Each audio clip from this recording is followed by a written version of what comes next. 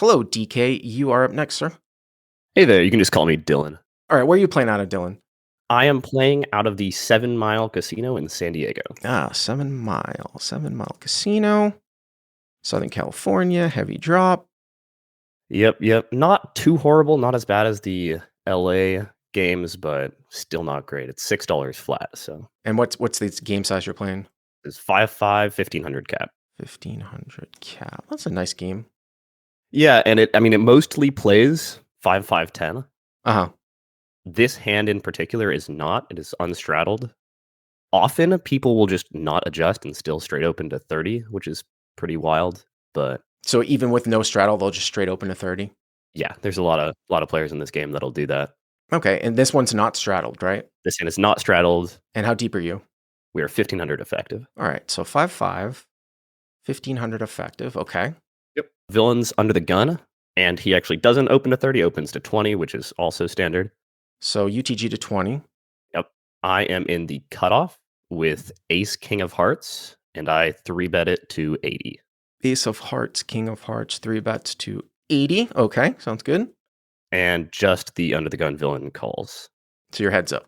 Yep. All right, so we're going to put the pot at, it's probably 155 after the drop, but I'll just put it at 160. Heads up in a 3-bet pot, UTG versus Hero in the cutoff with 3 bets to 80 with Ace of Hearts, King of Hearts. Okay. Yeah, it's like 165 because the 5-5, so. And the flop is 5 of hearts, 5 of clubs, deuce of hearts. 5 of hearts, 5 of clubs, deuce of hearts. So you flop the nut flush draw. Yep, nut flush draw, 2 overs, backdoor straight draw. Yep. Okay. Under the gun checks. And I decided to go pretty big on this board, not huge, but I bet 100. Hero bets 100. This is interesting because it's a board that you're probably going to be betting a lot anyways, just no matter what you have, right? In this particular configuration, unlike sort of the last call. I mean, the guy is from under the gun, but it is a low board where really 5 shouldn't be represented unless he's got like a, ace 5 suited, he shouldn't be opening deuce deuce. So because you've got the sort of hand advantage, nut advantage, whatever, it's not really nut advantage, but range advantage, like in the form of like, say, over pairs, things like that. It's a lot of betting, although in different configurations, though, in a very tight configuration, UTG can show up with like hands as good as like queen, queen, and things like that. The other thing, too, about your sizing, I think a lot of times it's kind of this board is taken for somewhat smaller sizing. If it's an exploit, I will say that I actually, with this stack depth, actually almost like the larger sizing because of the fact that, well, it's twofold. I would set this one up where I was going to maybe even triple barrel, even though obviously like the heart side, like the theory says you're not supposed to do that when the flush draw breaks out. But remember, it's a 3-bet pot, so there's a lot less suited hands that are represented. So you're sort of putting max pressure across multiple streets on some hands that have, are going to have to hold on, like a hand like 9s, 10s, something like that, while also building a pot up with a massive amount of equity towards a very strong hand in the form of a flush. But then also, if you hit an ace or a king on this board, that's a very strong hand, right? On 5-5 deuce with no 5 represented. Yeah, that was my plan was to definitely, if I make my hand in the form of top pair or a flush, I'm going 3 streets for sure. Mm-hmm.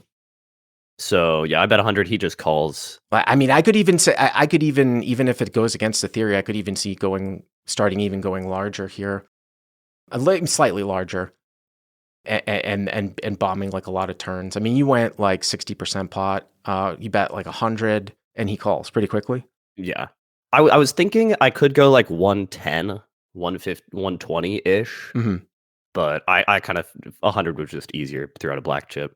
By the way, too, there's something very subtle here as well, is that when you get a board like this and a configuration like this, if I've got kings or queens here, I actually will go larger on the flop than sometimes with aces. And the most obvious thing is, well, you say, well, it's got protection. Yes, obviously you need protection from queens or kings. But if you have queens or kings, you unblock the fact that the villain actually has ace high and will call on a paired board. That's like a subtle type of thing. So, if he's got ace king, you've got queens and he's got ace king or king, ace queen, something like that, a lot of people are going to call on this board, where if you have aces, it's obviously less likely that he has those hands, but it might skew him more towards pairs. But anyways, UTG calls. So the pot now is 365. Yep. I like that thinking. I Yeah, didn't yeah. think about that. Mhm, So turn, we got 365 mhm. is the 8 of clubs. Okay.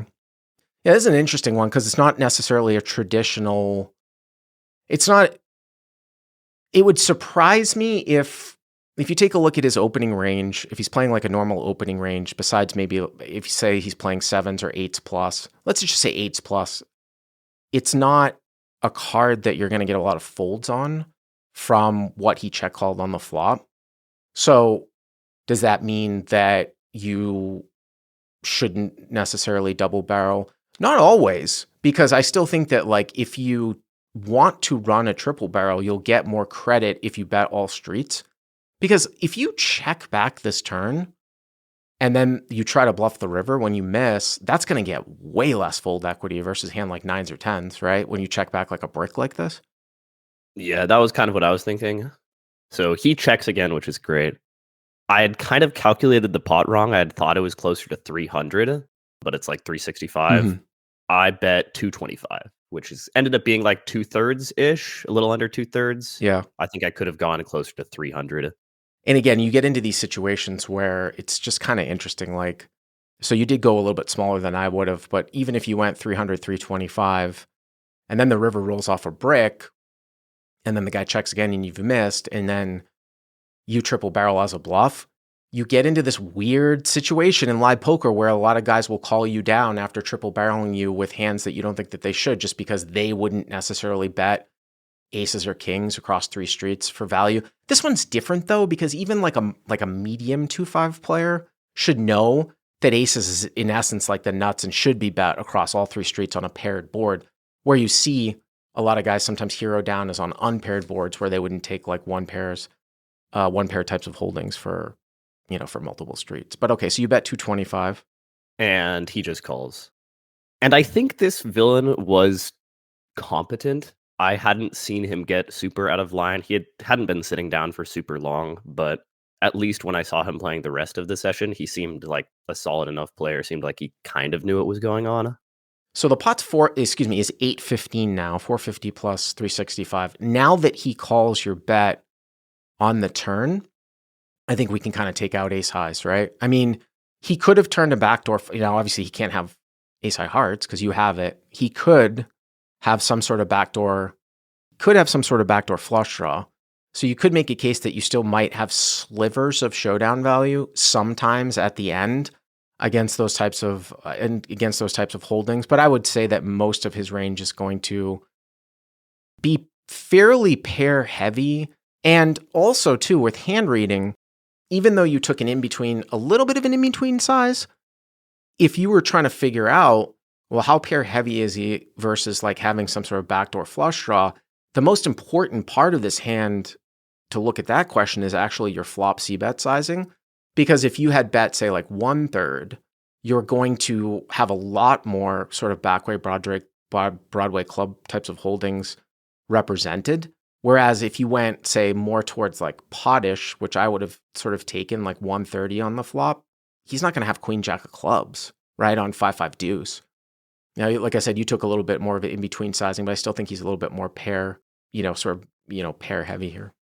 Yeah, that was what I was kind of thinking. I was on like brick rivers, like if it's like a offsuit 3 or 4 or something like that. I was actually planning on checking back just because I don't think I could get a hand like pocket tens or pocket nines to fold. Or if I did bet, it would have to just be massive, just like over bet all in. Yeah, but the only thing about that, though, is that it's a little bit incongruent, I think, with the logic of betting turn. Because if you were going to give up on low bricks, then could you check the turn and then just bet high bricks that you didn't think that were necessarily good for him at the end? My whole contention was that if you try to want to triple barrel this hand off because the flush draw is inconsequential in terms of thinking about, oh, we don't want to bet a flush draw or not, you'll get more credence by betting all three streets. So you block having aces and kings, obviously. I might triple barrel here anyways, because it really seems to me that this guy's going to have a pair Obviously, like nines through queens. I mean, once in a while, he can sandbag you with eights here too, but there's less combos of that because of the eight. I would now the other interesting one too is that once in a while, if he shows up with a hand like ace five suited, if I had opened ace five suited from under the gun and I was against somebody that I respected in this configuration, I probably would slow play to the end because it's a really good board for you to barrel off. And if I think you're good enough that you're going to bet jacks plus, why not? I get the bluffing equity at the end too. So the pot's 8-15 now. Okay. And we get a bit of a fun river. It's the Jack of Hearts. So you make the front door flush. Yep. And obviously, if he checks to you, you're going to value bet, right? Yeah, my plan if he checked was like 600-ish. I think I can get calls from all the tens, nines, sevens, maybe probably not sevens, but tens and nines, queens if he has queens. You guys have put in 400, so you have 1100 left. So if he checks to you, it's just an interesting spot though, because like it's one of these ones where if he checks to you and you bet, and then he check jams on you, oh, it's a very heartbreaking spot because it's just like jacks and eights sort of get screamed out there at you, 6 combos of that, and then it's like, well, is he really playing a smaller flush like in this manner? It's just one of those heartbreaking ones, and I don't know if you want to ever consider that in terms of bet sizing, in terms of bet folding, but we don't even know if that happens. River's the Jack of Hearts, okay? Yeah, well, if I had bet, I don't think I would have been able to bet fold, just because if I bet like 600 and I have like 500 back and he jams, it's just not enough for me to be able to fold. I think maybe that's a leak, but he doesn't check. He comes out and leads, kind of like a blockish size. He leads 330. 330. Yeah. Wow. So he leads 330. So if you were to, I'm just trying to think about you're basically you start the river here with about 1100. So if you call, you have a little under 800 left, and I'm just trying to do the math out here. So it's like if you were to call 660, the pot would be like 1500. So your shove would be like a half. If you were to decide to shove for 800-ish more or 780 more, it would be a little bit, it would give him like 3-1. It would give him 3-1 at the end. And the other interesting thing about this is that this is much more of a shove here, or at least it's more of a shove, if you had something different. If you had a different nut flush here, like if you had ace 4 of hearts as opposed to ace king of hearts. And of course that is because that gives the guy the more opportunity to have like a king high flush, right? Because you specifically have ace king of hearts here, I would say that this one is kind of close because he's got what? Like say and the jack of hearts comes at the end here too. That's another thing. This is another part of this too, as opposed to like say the 3 of hearts. Because now that the jack of hearts comes, what kind of flushes does he have from up front that he defends to 3 bets? Yeah, that's my thinking. I think he has this. We were talking about this in the Discord a ton. I think this hand comes down to how many suited connectors he has, because I think he probably has queen 10 of hearts. I think he probably has 10-9 of hearts. Probably calls, if he opens, he's definitely opens and calls a 3-bet with them. He has 8-7 and 9-8 of hearts. But like, does he have 7-6 of hearts? Is that not a huge combo draw on the turn? It's just a really strange kind of spot. So again, when you're sort of structuring preflop, right? So you have opens from under the gun. Let's say that you open 15% of it, or let's just say 20% of it, right? Okay. And then you get 3-bet to 4x. And then let's say that you're folding off half of the hands that you open with, okay? I would make the contention, let's say I do open as the absolute bottom, like as one of the bottom parts of my range, 7-8 of hearts or 9-8 of hearts. If I was playing and I opened 9-8 or 7-8 of hearts from under the gun and I got 3-bet to 80 from the cutoff, those should be folds pre-flop. You have to have some hands you're going to fold, right?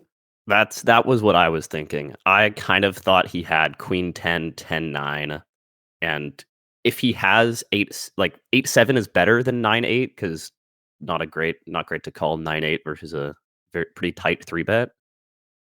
I just think that this one becomes really close. Like I would first going down in order. If I had the best heart river for you would be something like the 3 of hearts, and you had something like ace 6 of hearts or ace 9 of hearts. Some sort of nut flush that then it's an obvious jam, I think. Well, of course that, and then, obviously it gives him less boats. Also, if you had ace king of hearts, it would be better if it was a low heart that didn't cut down on the possibility of him having. I mean, this jack of hearts, like he can't have queen jack of hearts now. He can't have king jack of hearts. He can't have jack 10 of hearts, right?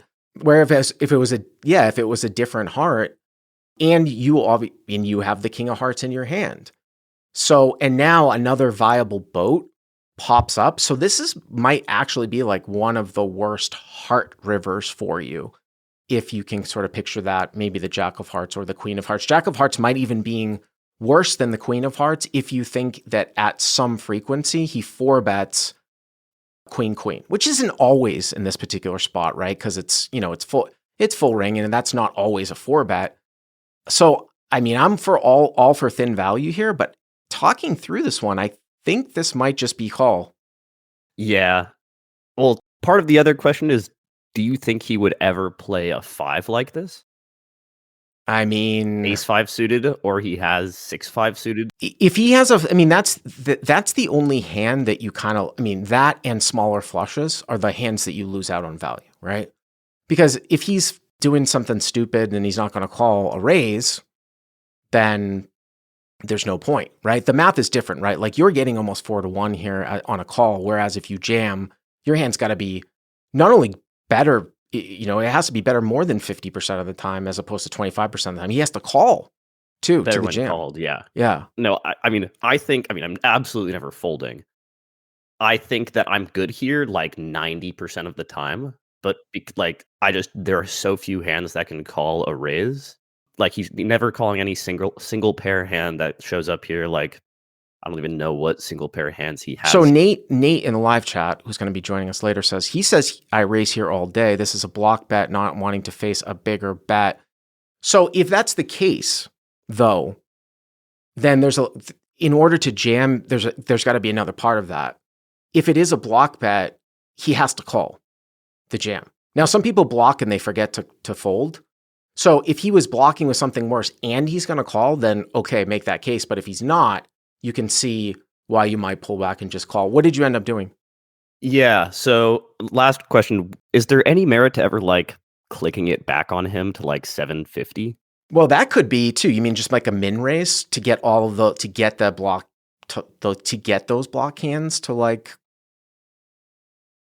Yeah. Yeah, I guess. I mean, the pot was so big, I didn't really consider that because again, you've got 800 back, so I guess you could finagle it and make a smaller raise. You can never obviously. Then at that point, it's funny because then you can go down the weeds of like bet 3-bet all in, like you're always facing jack, but you're so committed to the pot, Yeah.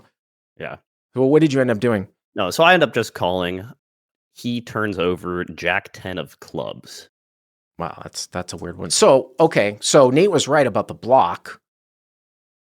It's definitely a block, right? It is a block.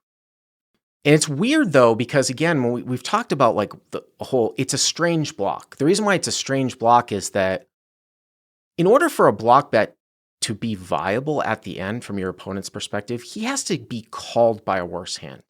Otherwise, it makes absolutely no sense to block. If you cannot get called by a worse hand, it makes no sense to block. Because then you're just, unless you're trying to induce a raise, I don't think that he was trying to do that. And my last contention here is like, would he have called the jam? That's where maybe you come up with the question of, hey, I could have min clicked it. Would he have called the jam if he's blocking here, for 330? That's really what the question is, right? Yeah. I don't really have an issue with the way that you played it, to be perfectly honest with you. I think this is a very interesting one, though, in the terms of the specific heart cards that came out and what you specifically have in your hand.